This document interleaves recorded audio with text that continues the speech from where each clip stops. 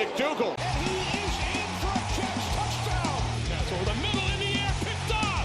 Brian Poole to the end zone, touchdown. There goes Darnold. And Bell! He's doing it all for the Jets. And welcome back to another episode of the Cool Your Jets podcast. We're your hosts, Ben Blessington and Michael Ania. Back doing another preview podcast, but you know, these games really don't matter until Adam Gase is out of here. At least that's the attitude that Michael and I have currently. Hopefully 1 week from when you're listening to it, which will be Friday, the Jets will be relieving Adam Gase of his duties. That might be the first time that the Jets can part with head coach Adam Gase. Second time will probably be the bye week, week 11, but he could be here the entire season, which is nightmare fuel for us. But we'll see. Maybe he could turn this season around, but most likely could be in for a long one. But we're doing the preview pod regardless. We have plenty of stuff to talk about. So with that, Michael, how you doing, man? Well, I think, like you said, this is all about getting Adam Gase out of here right now. So I think it's disappointing that we're in the third game and we're already not focused on how the Jets are going to pull out a win, key matchups to, be able to come out with a victory and stay in the playoff race. And instead we're focusing on, me and you before this were watching draft highlight videos of random running backs. So, that's already the state that we're in. But yeah, this is about Adam Gase. He's just become more than a coach that isn't winning and just a complete detriment to this franchise. And most importantly, the quarterback that we're hoping can be the future of this team. So getting him out of there as soon as possible is very important. So I don't root for the Jets to lose, but it's hard not to see the most ideal scenario being getting two losses in 4 days, coming out with a home loss on prime time to a Broncos team that's very depleted, led by Jeff Driscoll, and hopefully getting Gase out of there at that point. If that's not enough, you got to think it probably won't happen this season.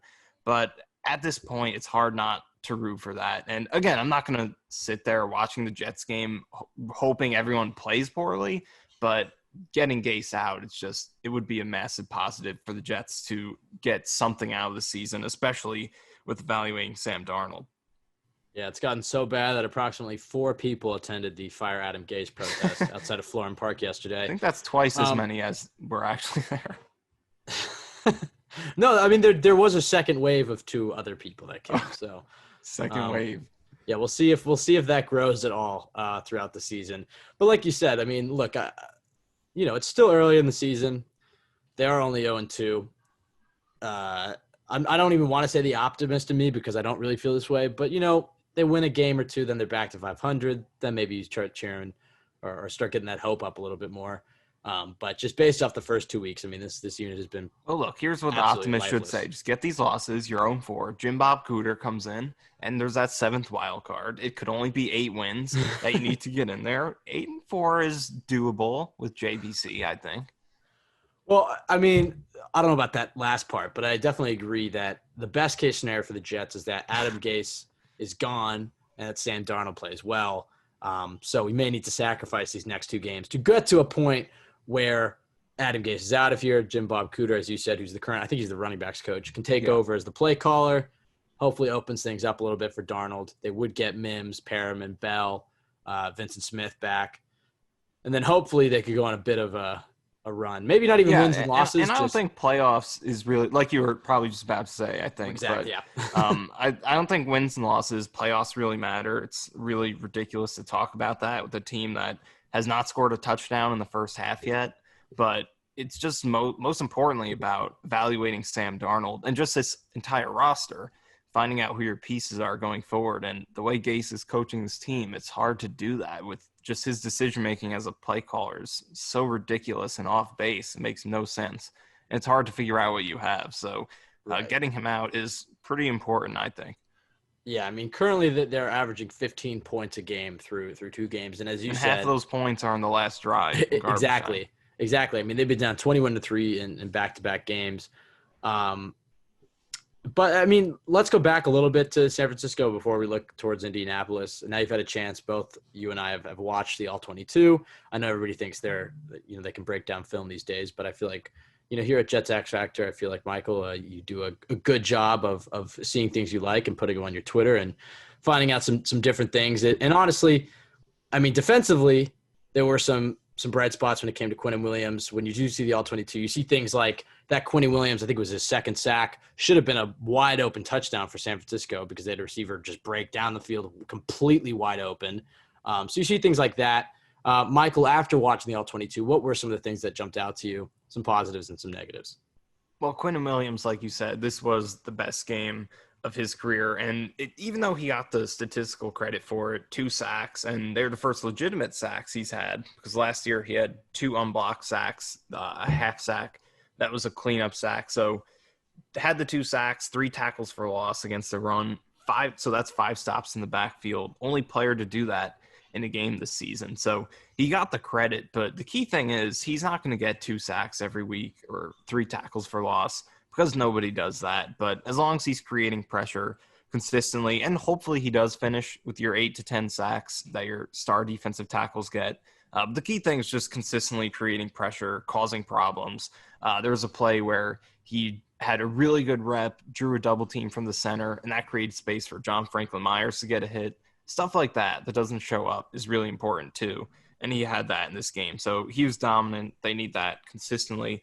If they want to win games, but also just long-term, if he's going to be worth that 3rd pick, that's what it looks like. That's what the Jets hoped they'd be getting, exactly what he did. And speaking of Franklin Myers, he was probably the 2nd biggest plus on defense. His Jets debut, 3 quarterback hits, and they were really good ones. He had a couple of good club rip moves. He, was against the left guard for San Francisco, who I think is Tomlinson, it was a right guard. He had a couple of hits against their right guard, one against the right tackle, McGlinchey, but he had a few really good club rip moves against San Francisco. And he was really active as a pass rusher. And I was excited to see him, you and I both, I think, especially after that first game, they got no pass rush whatsoever. They activated him. He played well. And he looks like a pretty promising piece for them.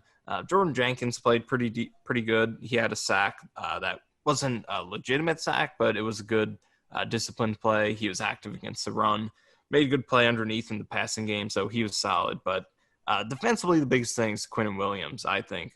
Then offensively is definitely Mekhi Becton, who's been their best player on either side of the ball so far through 2 games. He just looks refined and ready. We know what he has physically, and he looks like his technique is good.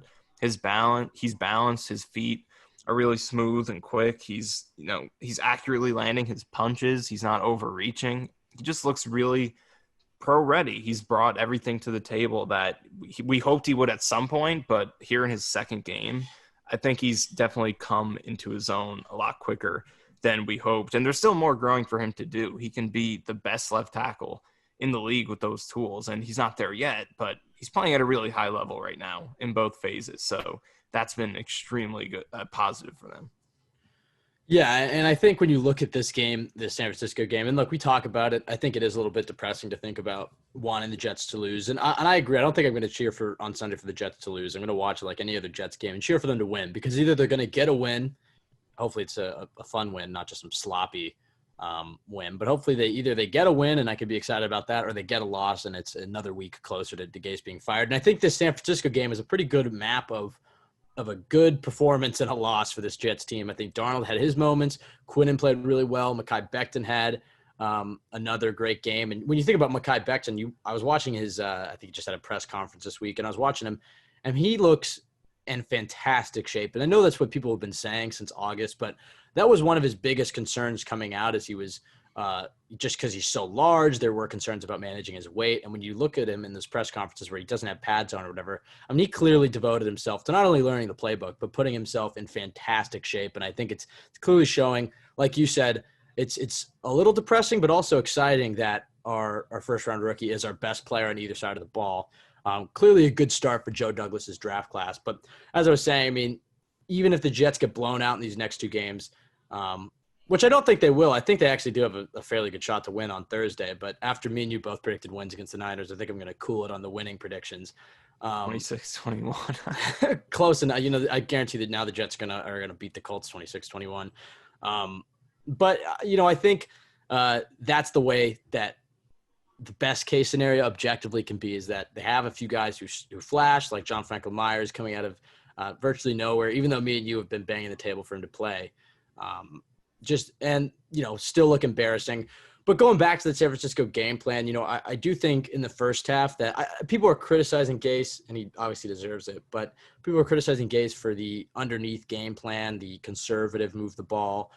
In the first half, I actually don't hate it. I think they did move the ball well. They did keep themselves in third and manageable. As we said on Monday, it was pretty much the first time in Gase's career or Jets' career where I've really seen them run the ball effectively and keep themselves in those second and third and manageable. So I thought they did a good job in that sense. They didn't get the fourth down. They had to settle for 3, and then they had to punt after Chris Hogan drop and Gore missed a wide open hole in the next play. So in the first half, it was a conservative game plan, but theoretically that's the right way to play a team that's much better than you. I think a lot of concerns come from the second half, especially, and this happened in the first half, but even more so after having a halftime to adjust things.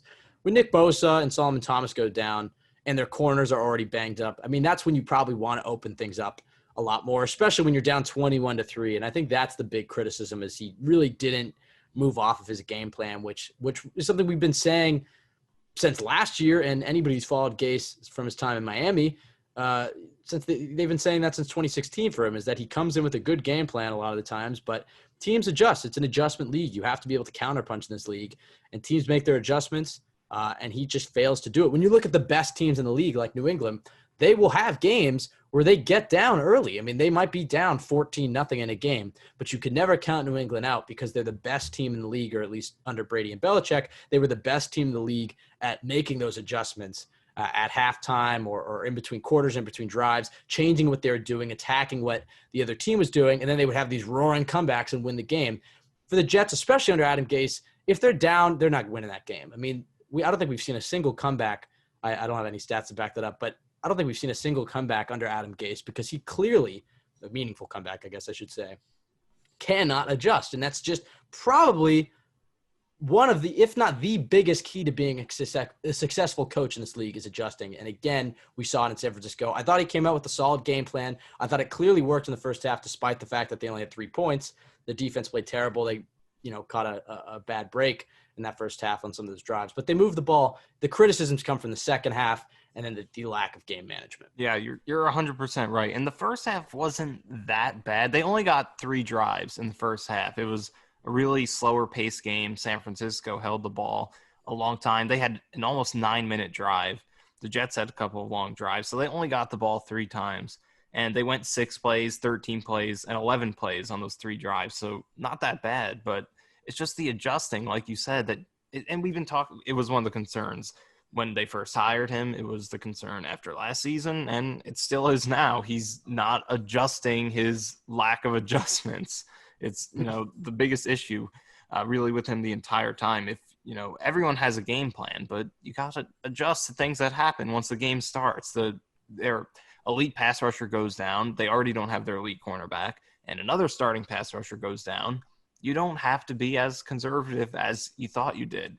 And also they were running the ball really well in first down, which is exactly what you need to set up play action shots. And he called 1 second down play action pass in this game, the entire game. And Robbie Sabo brought up on Twitter that 21 times the Jets ran against a single high safety press look. 21 times against single high press. I know the Jets are depleted at receiver, but they're NFL receivers. Like, you can take your shots. I mean, and Braxton Berrios was creating some separation in this game. Chris Herndon was open a few times, and Darnold missed him. Obviously, he dropped a touchdown on that scramble, but there were times he was open. And Hogan had 5 first down catches in this game. Yeah, it's not the best receiving group in the league, and it's probably the worst, but they can get open, especially against a team that is down, 3 of its 3 starters, including its best corner and pass rusher. So no adjustments whatsoever, not taking advantage of a run game that was averaging almost 5 yards a carry on first down, and calling no play action, consistently calling these screens, even though they're not executing the screens well at all. There was one screen in the second half where Hogan and Berrios didn't even seem to know it was a screen. So just he has no idea what he's doing. He doesn't, I'm not going to say has no idea what he's doing, but he just doesn't adjust to what, and we talked about these exact things in the offseason, not adjusting to what his team does well and doesn't do well. Just he has a game plan, and that's what he's going to do. He doesn't care what changes in the game, what his team is good at and not good at. He's just going to do what he wants. Yeah, I mean, I think Adam Gase calls an NFL game like a bad Madden player in the sense that he runs a play and it works. This is, I mean, obviously facetious and a bit of an exaggeration, but in Madden, if you play a bad player and they call a play that works and they get a touchdown or whatever, now they just keep trying to run the same play, but a good player will adjust. And that's like Adam Gase. He might have a good drive where he used his game plan where he's attacking underneath, he's running certain concepts and it works, but the best teams go and adjust, and he just cannot, he fails to be able to look at that and change up what he's doing. I mean, the fact that... And he even tells you that much in the press conferences. I mean, what was that quote? I think he just said, if we execute the plays that are called, we'll be fine.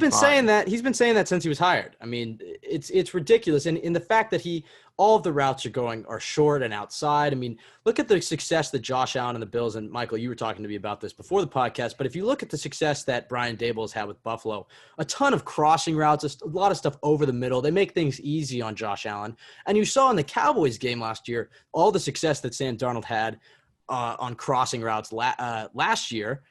But where were they against San Francisco? I mean, I cannot recall a single pass that went over they had a few passes that went over the middle, but 90% of their passes were short the into the hashes. outside. I don't think they had any completions. I know he had the one throw to Hogan that he dropped.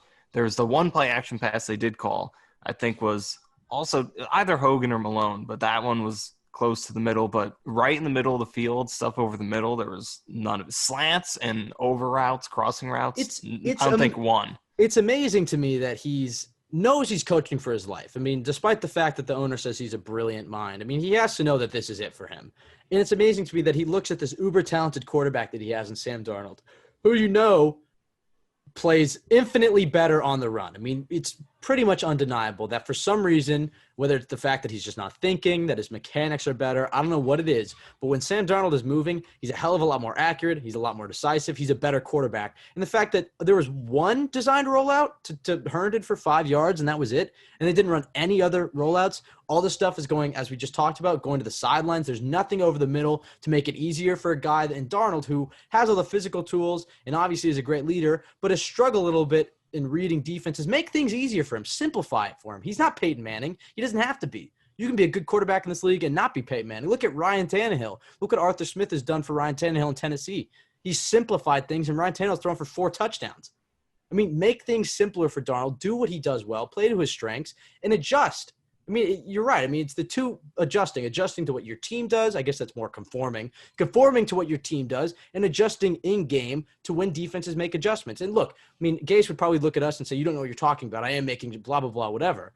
But as somebody who, I mean, 95% of Jets fans can sit in front of a TV and watch and say they're doing the exact same thing they were doing in the first drive. It's clearly not working. You have 3 points and you're done 28. Why are you run, and then pass outside the sticks, short of the first down marker? I mean, it's infuriating. It's Kotite levels of bad. Michael and I weren't even alive when Rich Kotite was coaching the Jets. But I would argue this might be worse. I mean, after talking to my dad and other Jets fans who were around during Kotite, I mean, it's terrible. And the thing is that Jets fans knew Adam Gase was going to be a bad hire.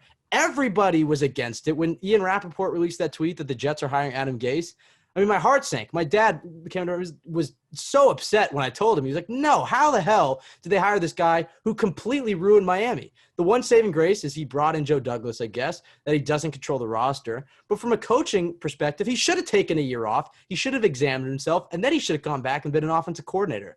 But the fact that the Jets, that he duped Chris Johnson into hiring him because he's Peyton Manning's buddy. And Peyton Manning, by the way, changed like literally every single play at the line. And he's talking about how the plays that he calls will work and they just got to execute it. It's just infuriating that when you look at the Jets and the Cardinals or the Jets and the Bills and all these teams that were seemingly around the same area in terms of a rebuild, you go back to 2018 or even 2019, when you look at where those teams were, they were pretty even. I would argue that the Jets might have been ahead of Buffalo on the offensive side of the ball. Certainly were ahead of Arizona.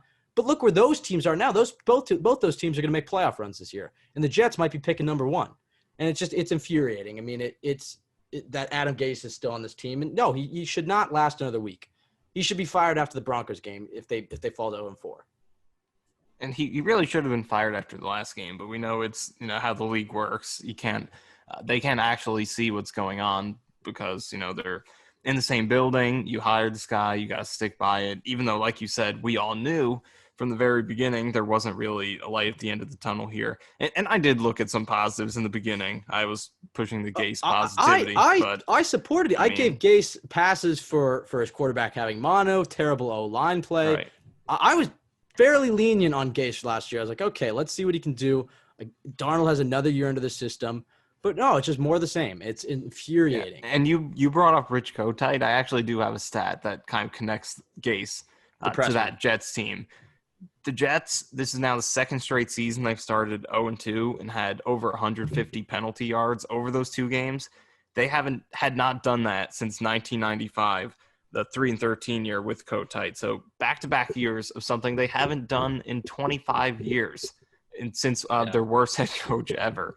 So, yeah, he's kind of redefining bad, putting himself in some awful company. I think it's fair that part of this falls on Joe Douglas, I guess. I know Adam Gase is his friend, but he has to say, look, Christopher, I think after a quarter of the season, if they're 0-4, I think that's enough of a sample size, especially if they get blown out, that Joe Douglas needs to say to Chris Johnson that we need to evaluate this kid that we have in Sam Darnold because, first of all, if Gase keeps coaching this team, they very well might have the number 1 pick. I personally don't think they're going to be that bad. I think they're going to be bad, but I think they'll probably end up picking like 5th or 6th. But if Gase keeps coaching this team, they very well might pick number 1. And can you really evaluate Darnold? He hasn't really done enough to really say that he's the guy, but he hasn't done enough to say that he's not the guy.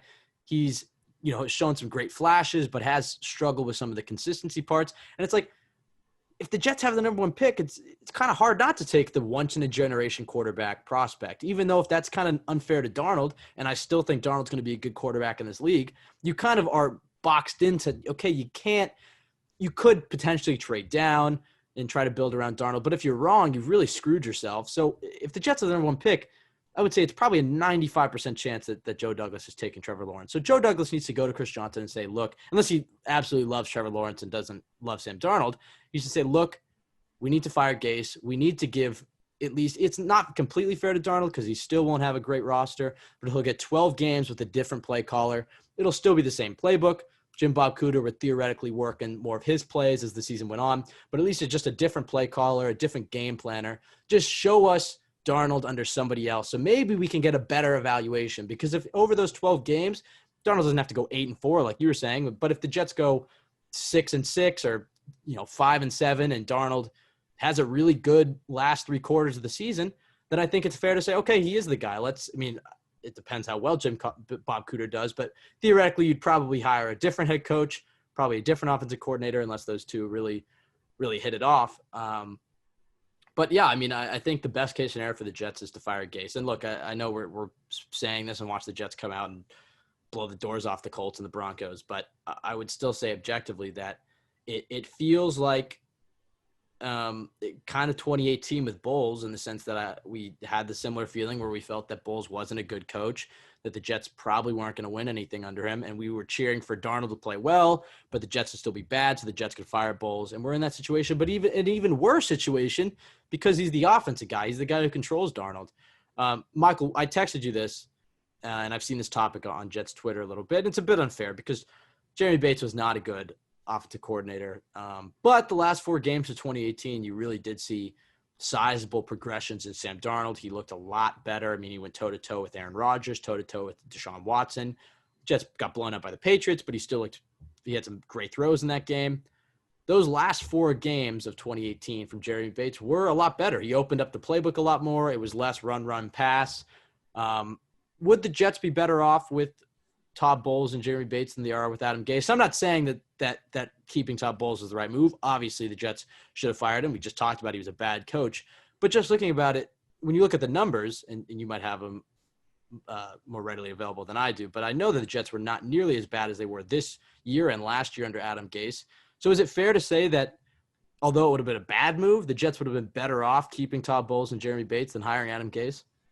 Well, I think getting rid of Bowles they had to do no Obviously, matter what. obviously. I mean, with Bates, I don't want to say because look, no one complained about getting rid of Jeremy Bates. I don't think one person on this entire planet complained about it. Maybe a Jets fan in another universe, another galaxy. No one on this planet complained about that. But in hindsight, I guess you can look at it as, because Darnold came back from that injury, played well the final 4 games, and then we were hoping he'd maintain that going to the next season, and he didn't. And he had his flashes, but obviously wasn't as consistent as he was over those final 4 games. So I guess you could look at it and say, that Bates opened it up a little bit near the end, and the offense was doing well considering, the teams they faced at the end of that season. 3 good defenses, Pats, Texans, Bills. And they were good in the Texans and Bills games. And they had Andre Roberts at receiver, Sharon Peake. That offensive line was awful, probably even worse than the one that finished last season. And they had some respectable moments. So, again, I'm not going to, hindsight's 2020. No one complained about that when they got rid of him. But would it be better than Gase? I do think so, but I still think it was the right move to get rid of him. They just hired the wrong guy. Gase instead of Cliff Kingsbury. I mean, that was risky. Kingsbury was a risky one. It's paid off for the Cardinals. Well, especially That's definitely since he risky one, got though. Kyler.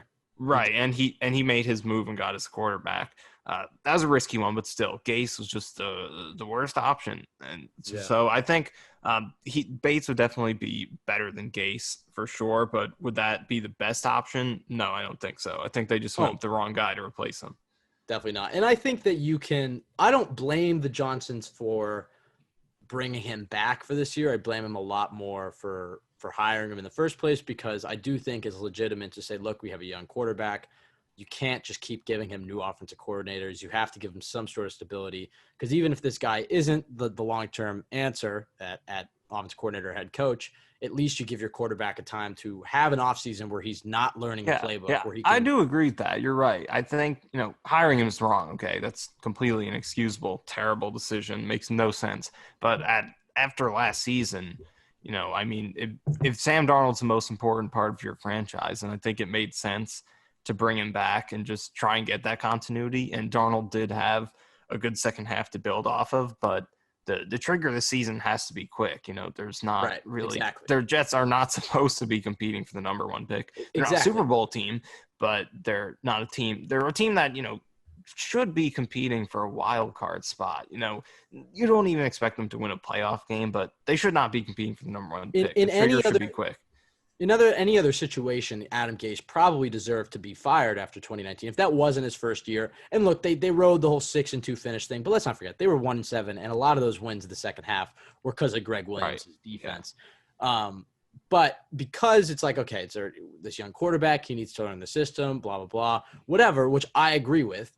But you have to make the trigger, as you just said. I mean, you have to pull that trigger really fast this year. If it's not working again, then you have to pull the cord, because you have to save your young quarterback. And the other thing is if they fired him, then they would have had to brought in the new coach, and they would have had the shortened offseason, the whole training camp thing. So it worked out to have some continuity from last year to this year. But I think you have to look at it as, okay, it's not working out. Let's get rid of him and bring in a new play caller. It's still going to be the same playbook for Darnold, largely. I would imagine that, as we just said, more concepts will be worked in. But the state of the Jets right now is I think people are saying it's worse than it's ever been. And so I don't agree with that. I think maybe the on-field product right now might be as bad as it's been, but I'd rather be in this situation than 2014, than 2017. And a lot of other Jets teams that we've had, even if the 2017 Jets tricked you into having that battle with the Patriots for first place in October or whatever, I'd much rather be in this situation, because I do feel like the Jets have a franchise quarterback, and they do have a lot of nice young pieces. They have a much more competent GM, a GM that I'm confident that can build up this team. But pieces like Mekhi Becton and Quentin Williams give me hope. And hopefully other guys like Denzel Mims and Michael P. Ryan or Bless Austin or whatever can at least establish themselves as part of a core going forward. But I would say that to all the Jets fans that it does sound doom and gloom. It's not great right now for the Jets, but I do think they can help themselves out by doing one thing, and that's firing Adam Gase. If they do that one thing after these next 2 weeks, or at worst at the end of the season, I think you're going to see a lot better of a product next year, especially after another offseason of Douglas building up the team. Yeah, and look, firing Adam Gase is not going to solve everything. It's not going to give them an edge rush. It's not going to make their linebackers learn how to cover again. It's not going to make everyone on defense start tackling. It's not going to fix every one of Sam Darnold's issues, but it's the first domino that has to fall for sure. Until that happens, this team is just, I think it's pretty clear. You look at any press conference with this team, you look at videos of practice, regardless of what the reports are, there's just not a lot of juice with this team. And they'll say that, it's fine. Like, yeah, we're playing hard. He's okay. No, they don't like him. There's no juice with this team. And players have been saying they don't like him for years. It was the entire thing in Miami why it made no sense to hire him. So both from a team motivation and leadership standpoint, but much more importantly, from an offensive play calling standpoint, he's just not giving Sam Darnold the best opportunity to show what he can do. And, and that's for better or worse. Darnold could get another play caller, have everything open up, and we'll see that, he might not really be able to cut it as a franchise quarterback. But if that's the case, as the Jets, you need to know that so you can move into next season and understand, do we need to draft a quarterback? Should we keep building around him?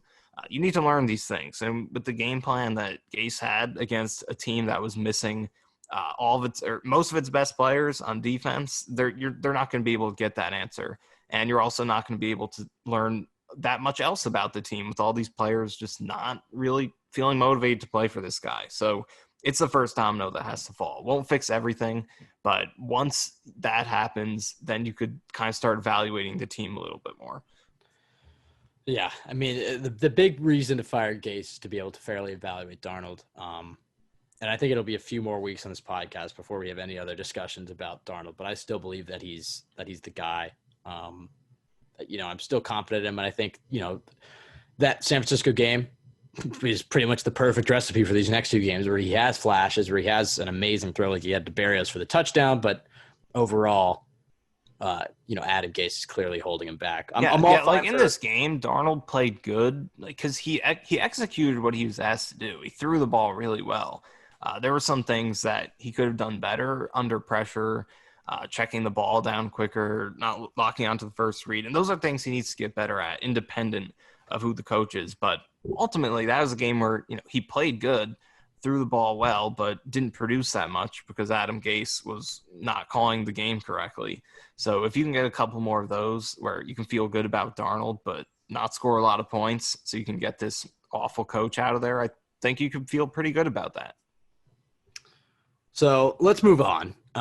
Clearly, this is not the end of our Adam Gase discussions. I have a feeling that he won't be fired next week. I do think that he's going to use the excuse that he gets Bell and Mims and Perriman back, and he'll talk Chris Johnson and his friend Joe Douglas into letting him stick around. I think he will get fired, but I don't think it's going to be till week 11, which is the bye week. I think they play a lot of good teams. New England on primetime at home. They play Arizona. They play Kansas City, Buffalo again. They have to travel west and go play the Chargers, and Herbert's looking good. So I think there's a good chance that they'll be sitting at that bye week with a pretty terrible record, having some pretty terrible performances. And that they play the Dolphins week 10. So if he loses to the team that fired him, I think that will do it. I think he'll probably get the axe week 11, and then that leaves the Jets 6 games or whatever to 6 games to evaluate Darnold. I think that's the most likely option. There is a chance that he survives the whole season, but I think week 11 for me is when I see it happening, but I hope it happens sooner.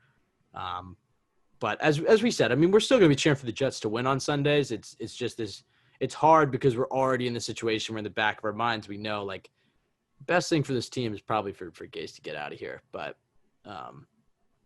alas, let's look on to this Sunday and talk about some other things. Some under the radar stuff, Michael.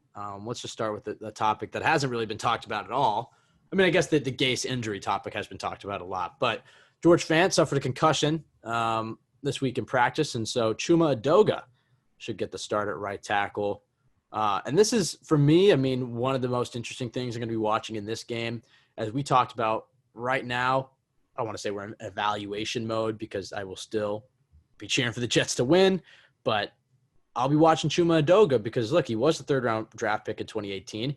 He certainly had his struggles, but he did have some really nice games. In that game against Oakland, he was looking fairly good at right tackle before he got hurt. So if the Jets could find – and Fant has been – I think he's been fine. He's been better than a lot of people expected. he is a team captain, so I think it'd be Udoka would have to play really well to put Fant on the bench, but certainly something to keep an eye out if Udoka has a really good game this week, and he'll probably start Thursday if Fant isn't healed up for the concussion. So he should get at least 2 games in that starting right tackle role to see kind of where he's at. And if he impresses, it could be somebody you could mark down as a starter for the rest of this season and potentially a long-term starter. Michael, what are you looking from Chuma Udoka on Sunday? Well, yeah, we talked about in the offseason how, Fant, even though he would be starting the year, that Udoka kind of taking that over, proving that he can be long-term starter would be a big win for the Jets just because you have a young player who you developed yourself. He has more affordable contract. And I think based on what we've seen so far, Fant has been an upgrade for sure over Brandon Shell. He's been okay, I think. In the run game, he's been pretty solid. In the pass game, he's had trouble with power, but he's done a pretty good job against speed, outside moves. But I think there's definitely a ceiling with Fant. I think he's definitely improved himself to the point where he is an okay starter. But if Udoka can come in and play, really well, then I think you could have a tougher decision to make in terms of, whether you keep Udoka there. And then even if you don't and you go back to Fant, you can move on from this season and have a competition next year, right tackle, and maybe go to Udoka. So to see Udoka play well could only be good for the Jets, especially if you want to see Sam Darnold play well. Having Udoka give some good protection on that right side would be instrumental to that because, when Darnold was struggling early last season, a big part of that was Udoka not playing well at all on both sides, left and right. So if Udoka playing well would be big for the Jets, even if Fant comes back into the starting lineup after. And again, I think Fant has done a good job so far, but Udoka playing well would be big for them.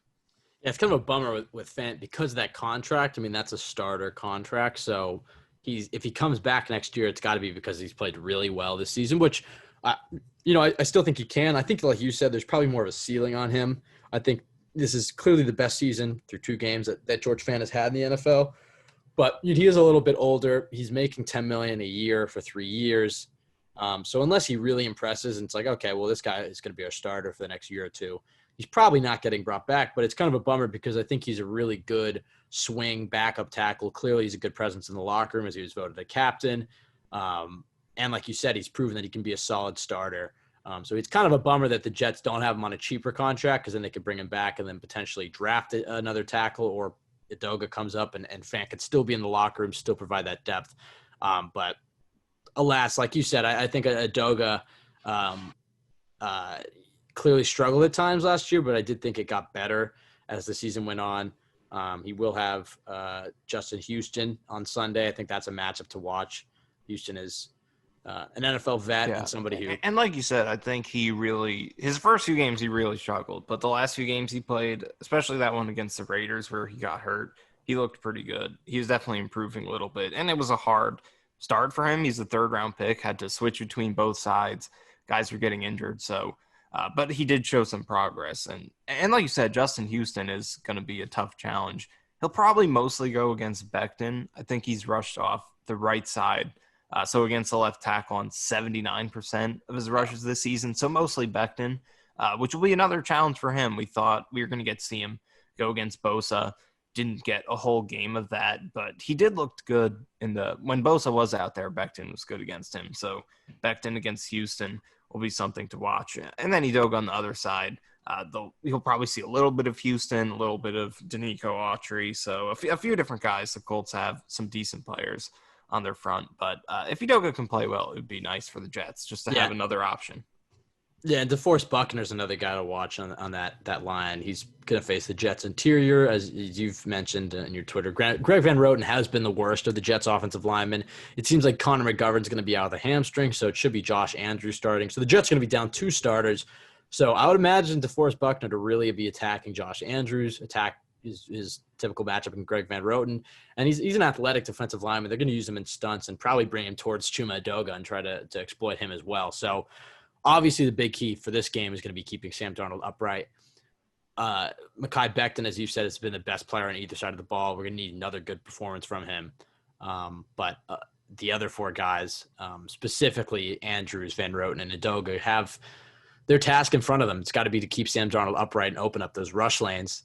Speaking of rush lanes, another guy that I think we're going to be watching this Sunday is going to be LaMichael Pirine, who I expect to have a much bigger role this Sunday. He's a full participant.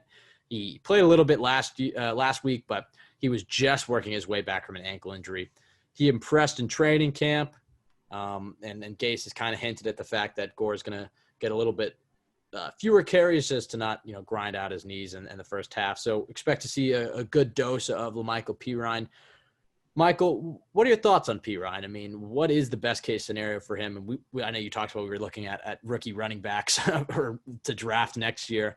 I think Pirine's a guy that, again, another player who can establish himself as a part of the core going forward, especially if he can have a nice game here and against Denver. Then Le'Veon Bell comes back. But if he can continue to prove himself as a key member of this team and getting positive yards, I wouldn't be surprised if Bell gets moved at the trade deadline. At the very least, I don't expect Bell to be back next year. So Pirine is pretty much the only running back on this team that should be back next year.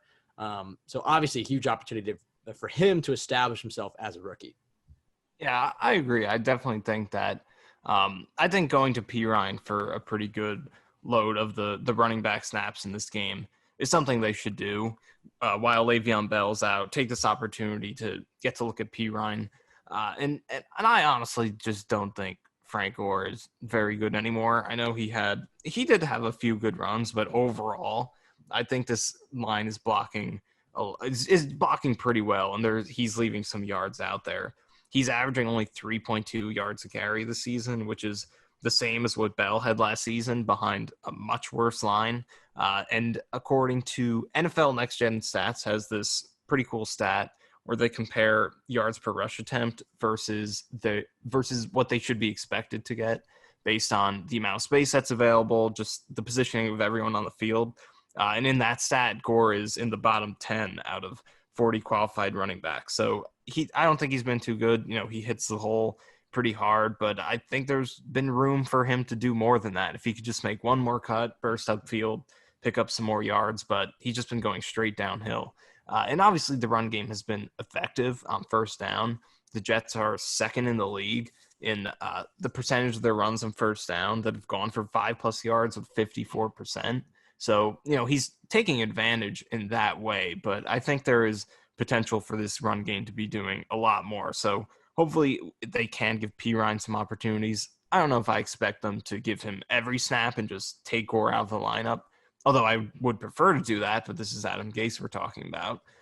So I think that, getting him some touches, seeing what he can do without Bell, and then also see if he can give you some more explosiveness than what Frank Gore has been offering, something they should do. Just, not just from an evaluation standpoint, but I think Pirine can make this offense better. And another key thing is that he pass protects pretty well. He did good in the 49ers game. So that's something I don't think you're losing going from Gore to Pirine, which is rare for a young running back. But I think Pirine does bring that to the table, which is a good skill to have for him to start off quickly in his career and also become an every down back going forward. So I think he should get his touches, and it'll be interesting to see what he does. I think this run game has the potential to be a really good one. And they are missing Connor McGovern, who I think, and George Fant. So two big pieces. I think those guys, after Becton, have probably been 2 and 3 in terms of the run blocking impact. Alex Lewis has done some nice things. So they are going to have 2 big losses, but still I think Pirine getting him some touches, not just this game, hopefully the next game as well against Denver. You can get McGovern back and Fant and get, because I think what they've had so far, I think that the way they've blocked is top 10 run game potential, not the best in the league, but I think above average, 10 to 16 range.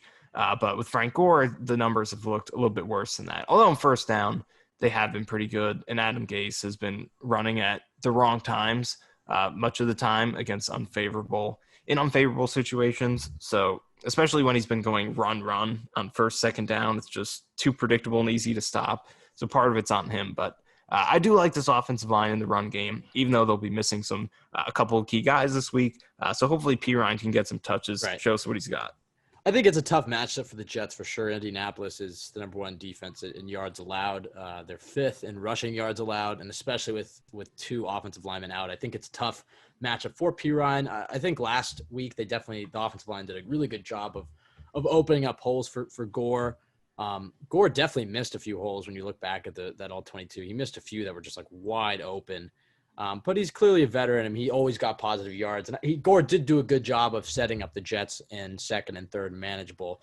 But if the Jets want to have success running the ball, they just got to run it, as Brian Baldinger likes to say, run it behind Highway 77.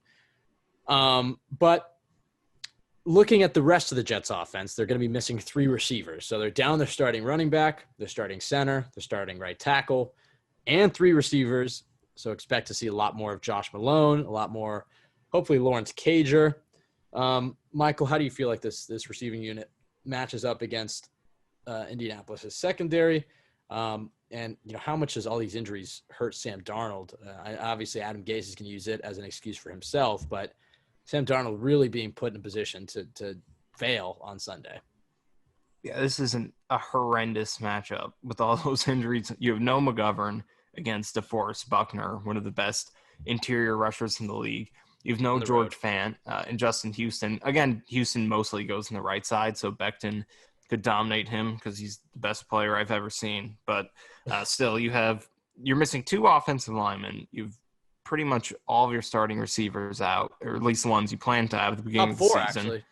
Yeah, and so Vincent Smith, Perriman, Crowder, and Denzel Mims. So you're down four receivers, two starting linemen, against a team that's allowing the fewest yards per pass play in the league on the road. Obviously, there aren't as many fans, but this is one of the few teams in the league that do have them. So I guess small impact. And actually, home teams so far have won 59% of the games. So home field advantage still seems to be a thing, even without the fans. Well, a lot of it's travel. It's not just about the fans. A lot of it is travel. So New York to does Indiana still matter.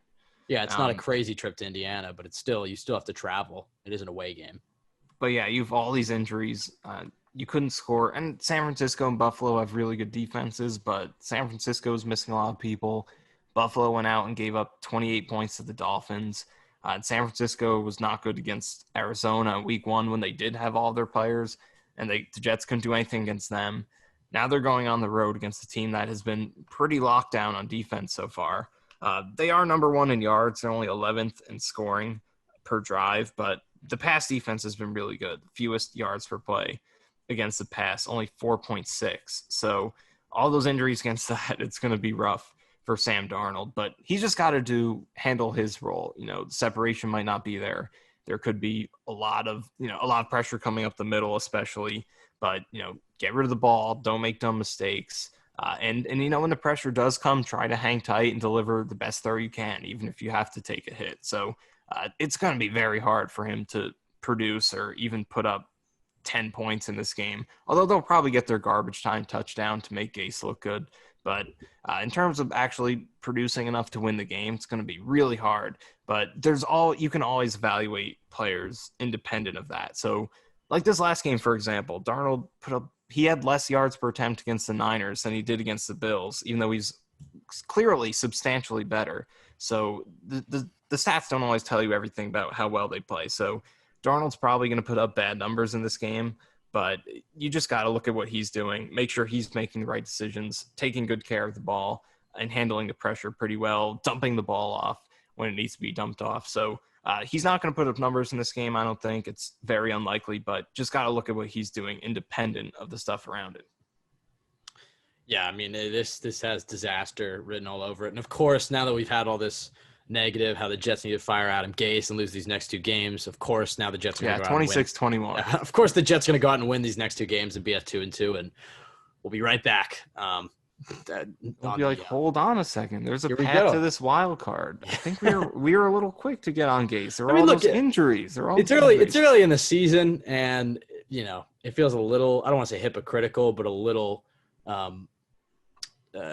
dramatic to be the way we feel right now. But if you just take the last season and two games into context with Adam Gase, and then when you look at him in Miami, it's just very clear that he's not a winning head coach. He's not going to lead the Jets to a Super Bowl. I don't think there's a single Jets fan that thinks Adam Gase is the guy to lead the Jets to a Super Bowl. So I think that's the reason we've just become so fervent. It's just there was a chance that maybe the second year in the offense could change things, but so far that hasn't happened. And as you said, an absolute nightmare matchup for this Jets offense.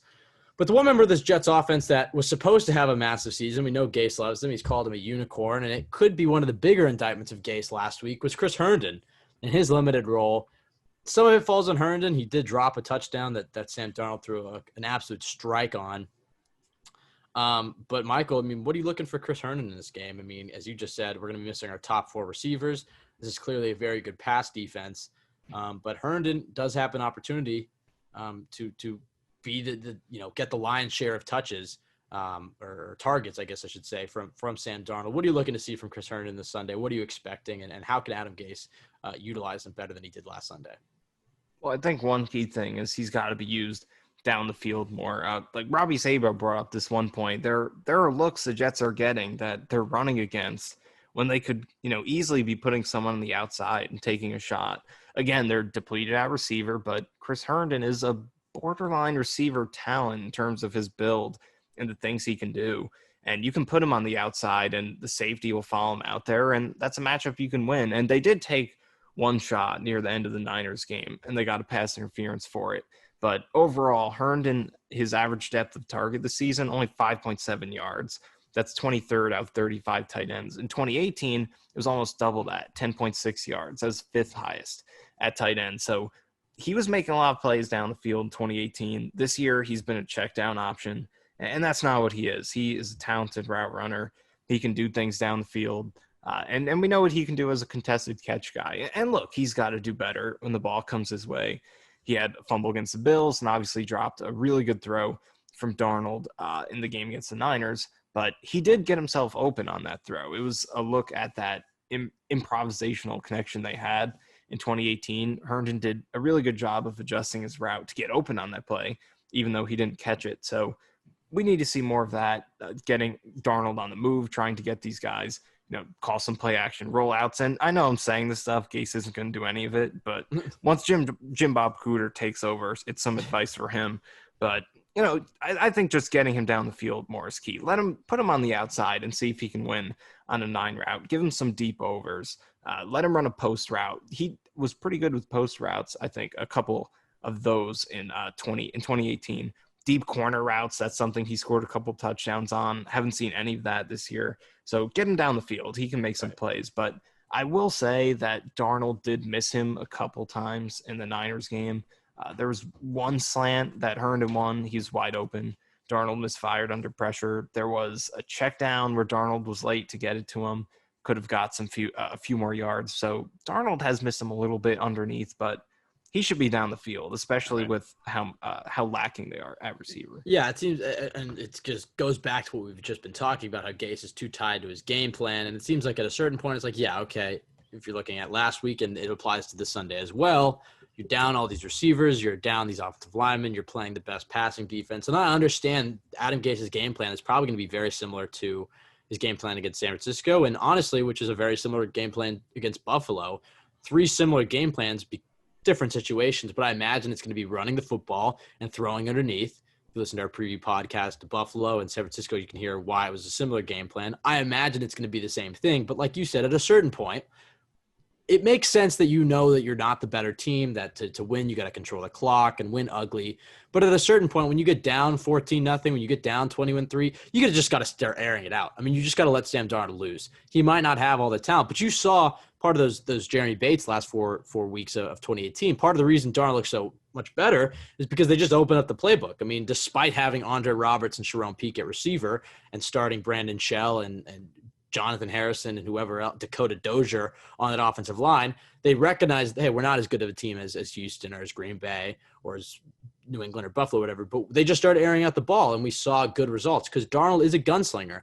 So at a certain point, you have to say, okay, look, we might not win this game, but we're going to at least move the ball. I mean, let our gunslinger loose. Let's evaluate him as a quarterback. And I expect Gase, especially in that first half, to come out running the ball, throwing it underneath, trying to just move the ball against Indianapolis. But Indianapolis has done such a good job at limiting yards by the offense. I think it has a nightmare game written all over it for the Jets to not be able to move the ball. So, yeah, like you said, I mean, I think they just need to let Darnold loose, throw it to Herndon downfield, give Lawrence Cager a shot. Just got to be creative. I mean, that's what the best head coaches do. I mean, Adam Gase kind of already makes these excuses for himself, and they're understandable. I mean, look, he has had terrible injury luck.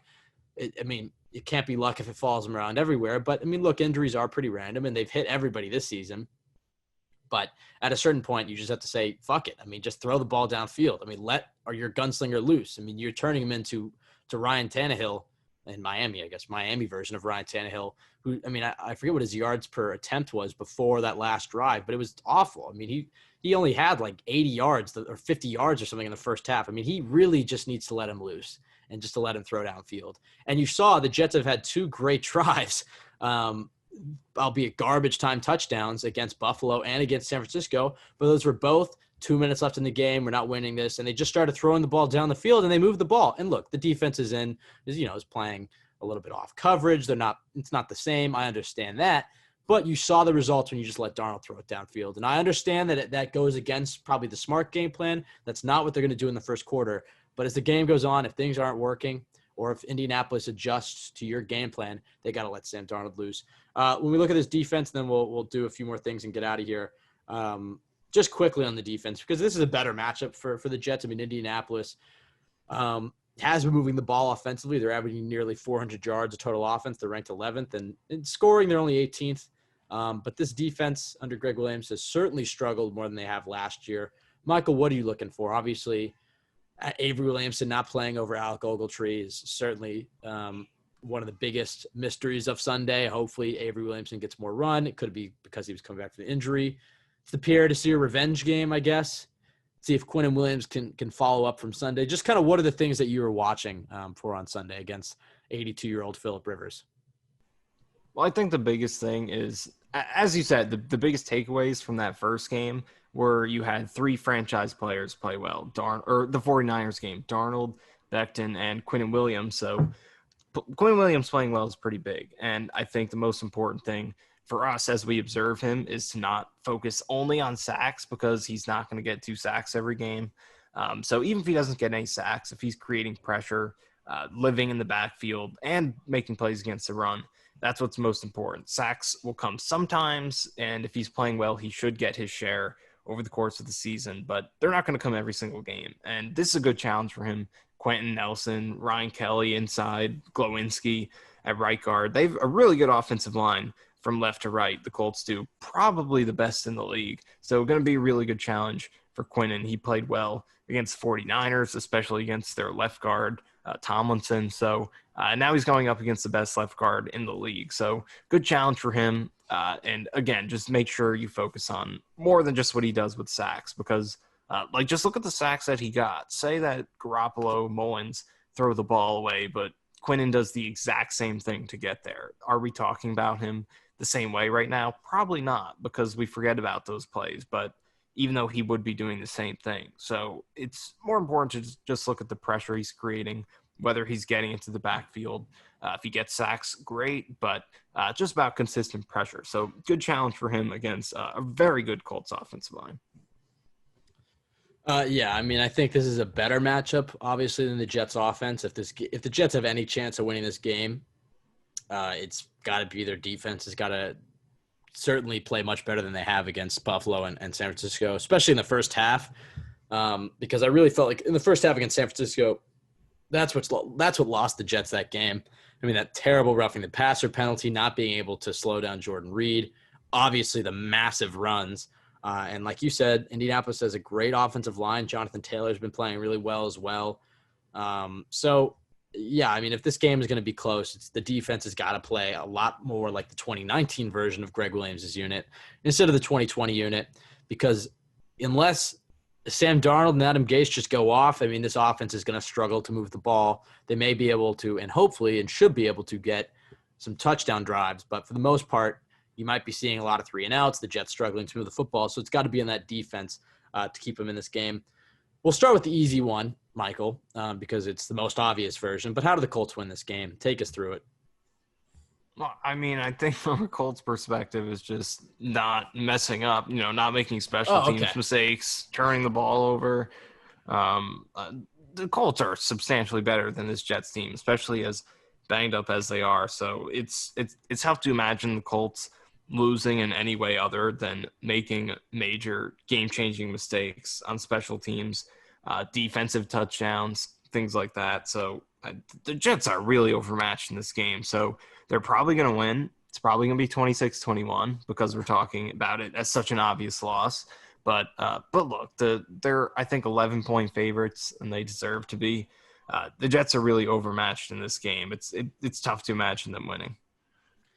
Yeah, I would agree. I mean, I think as we've been talking about all episode, best case scenario is an ugly loss where a few good Jets players play well.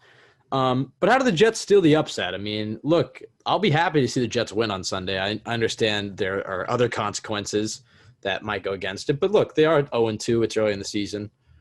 Watching Jets football on Sundays in the fall is one of the better joys, despite how bad they've been, in my life. So I'll cheer for them to win. How could the Jets steal the upset against this Indianapolis Colts team who is a lot better than the Jets, but they did blow a week 1 game against Jacksonville. Obviously, Jacksonville's a lot better than people thought they'd be. But, especially coming into that week 1 game, people thought Jacksonville was tanking for Trevor, and all of a sudden they did steal that game against Indianapolis. So how could the Jets steal the upset against Jacksonville? Well, the Colts' biggest weakness is looking at their numbers has been their clutch offense. They're 31st in third down conversions, 28th in the red zone. So if the Jets defense can pick up some big stops in those situations, get some quick 3-and-outs, that's another thing this defense hasn't done. Give field position to the offense. The Bills game, I think their best field position was their own 28-yard line. They did, I think, at one start in 49ers territory once in that game, but they're not getting field position. They're giving up 8-minute drives, 6-minute drives, not helping out the offense at all. But against the Colts team that is struggling to convert third downs and in the red zone, if you could hold them to field goals in the red zone, you could force a quick 3-and-out to start the game and get the momentum on your side. That could help them tremendously because both these games, Jets have gone down quickly, given up a touchdown, started in their own 25, punt other team drives into their territory, start inside their own 10, and they never really get outside of that cycle. So if the Jets can early on force a 3-and-out and get ahead in the field position game, and then throughout the game, if they can hold the Colts in the red zone, force field goals, they could definitely have a chance. So that's been the biggest weakness for the Colts, and the Jets defense has to do a much better job of helping out the offense with field position. And it's not just turnovers, but it's also just getting quicker stops, not allowing these 5, 6, 7, even the 49ers almost had a 9-minute drive against them. So quick stops are going to be key. And this is a Colts team that struggled to get to come up big in the spots where it really matters. They are an explosive offense, obviously, with Phillip Rivers, T.Y. Hilton, Jonathan Taylor, as you said, and an offensive line that gives them plenty of time and space to operate. But conversion so far, that's been their weakness. So the Jets defense has to exploit that. Yeah, I mean, this is a Colts team that did lose Paris Campbell and Emily Hooker. They're both on IR now. But as you said, I mean, I think this should be a loss for the Jets. I mean, unless Gase gets really desperate and really tries to change his ways or Darnold has an amazing game, I just think this is just such a mismatch, especially with all the injuries on the Jets side of the ball. So, Michael, what is your prediction for this Sunday? Let's hear your score prediction, your value to 26-21 prediction. I'm going to go Jets 26. No, I'm just kidding. I think that's the 5th time we've made that joke. It's a hilarious joke. It has a ton of basis. It makes a lot of sense. If my prediction, I'm going to go, I don't think the Jets are going to get, I feel like they're going to have a weird game where they kind of stick around, but doesn't make sense. I'm going to go with 27-6. Colts 27, Jets 6. That doesn't sound like a game where the Jets stuck around. No, but look, okay. I think it'll be like 13-3 at Okay. halftime. You'll be like, oh, they're kind of in this. And then the Colts just get 2 quick touchdown drives in the third quarter.